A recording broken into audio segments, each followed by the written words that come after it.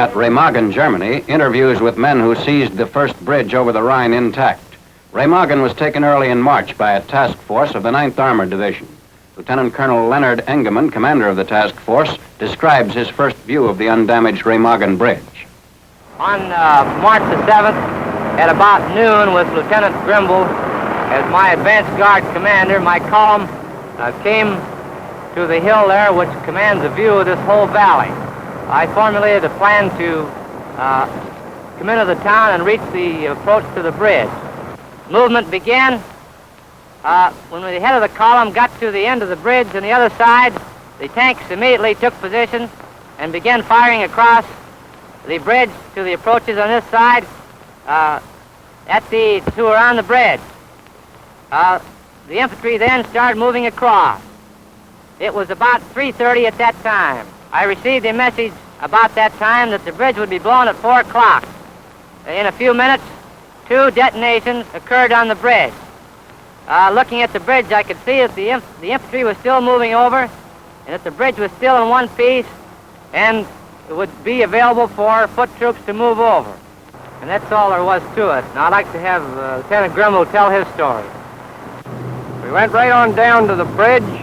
The bridge was manned by German engineers in the towers. There were lots of snipers and some machine guns. The tanks covered the towers and fired on them. The Germans jumped from the tops of the towers to the bridge. They ran back across the bridge, and our infantry pursued them.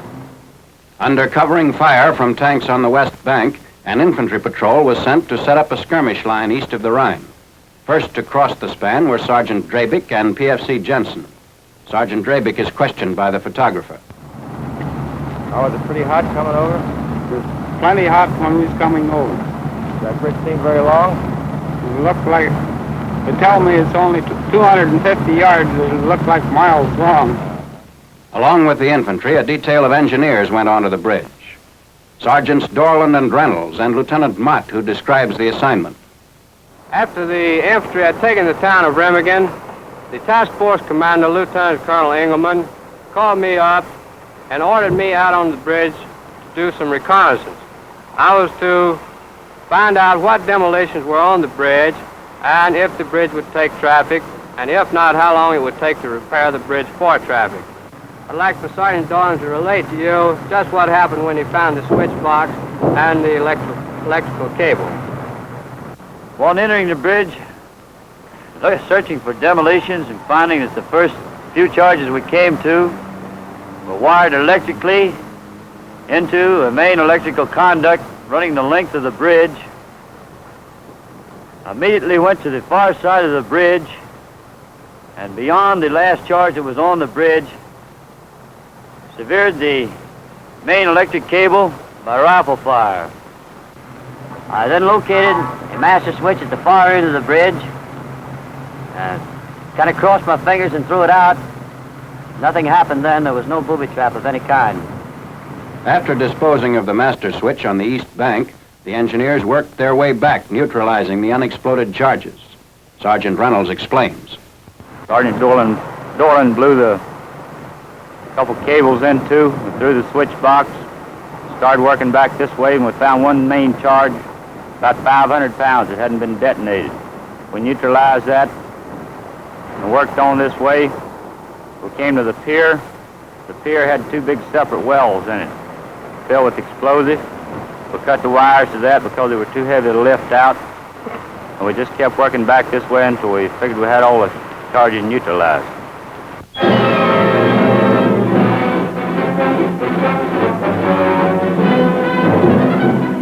British film showing transportation of landing craft to Allied armies prior to the Rhine crossing. At Ostend, Belgium, a landing ship dock unloads LCMs and LCVPs brought over from England.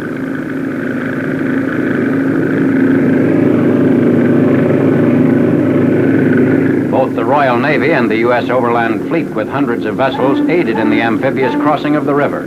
These Higgins boats, after being unloaded at Ostend, go around the coast to Antwerp and then move on to the front by way of the Albert Canal.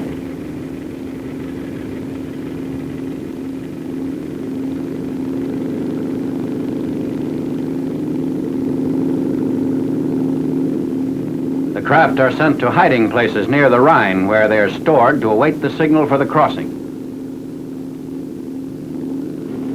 Although many vessels travel the water route to their destination, most of the landing craft are sent to the front on specially fitted trucks called tank transporters.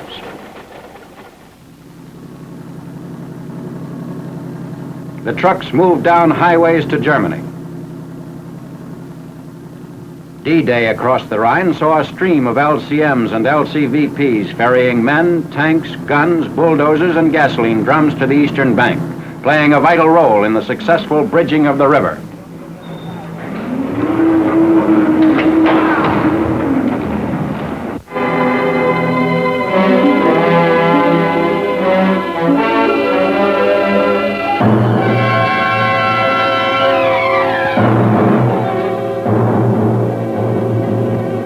Looking down on the beachhead established by 10th Army invasion forces on the southwest coast of Okinawa Island.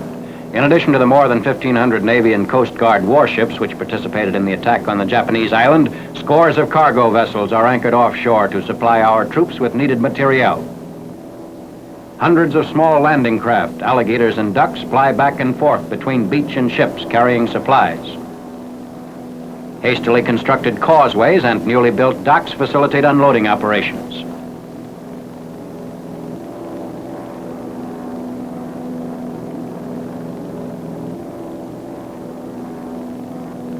Troops, tanks, and other equipment move inland over one of the island's main highways. Spearheads drive forward from the beachhead to cut the island in two.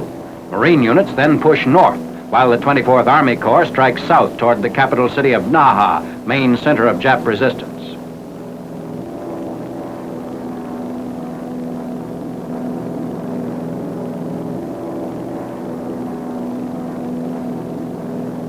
Repairing one of Okinawa's major airstrips pitted with bomb craters.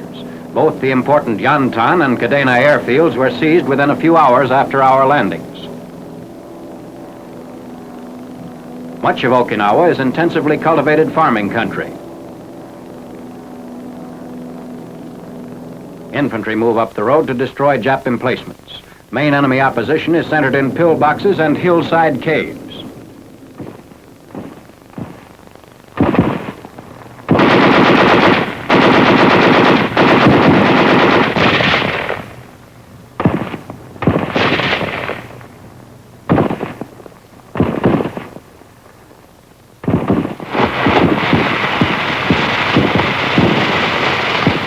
The natural hillside caves are fortified with machine guns or mortars. Troops must wipe out the pockets one by one. Many of these burrows conceal Okinawa's civilians who fled to the hills to escape naval bombardment of the coast. Our troops try to persuade the civilians to give themselves up. More than 400,000 Japanese are on Okinawa, and their presence in such large numbers adds to the difficulties of the island campaign. AMG officers go in with the troops to establish military government.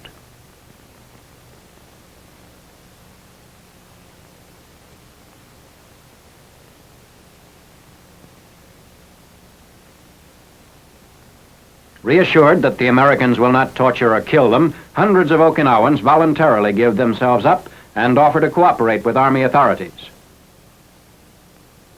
The children quickly respond to good treatment and soon learn to ask for candy.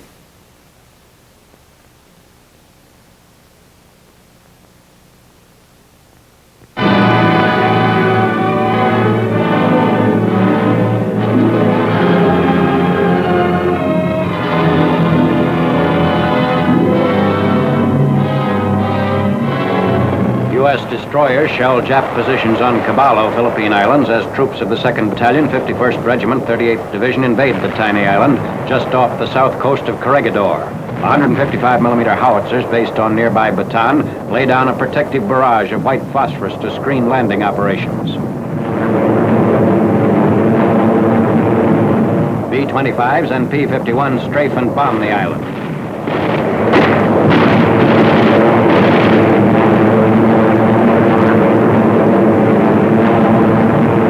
Rocky Caballo hillsides are thoroughly pounded.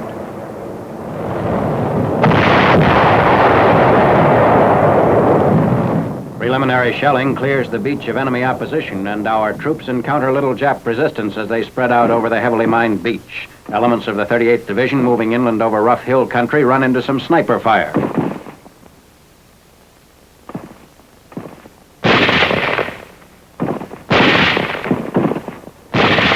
Bazookas fire on Jap tunnel positions at hill number 1.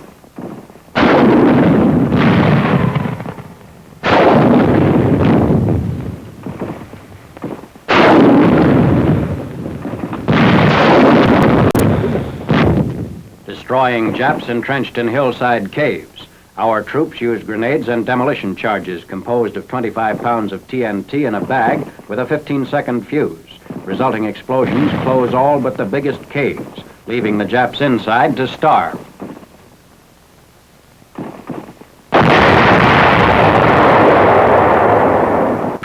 To handle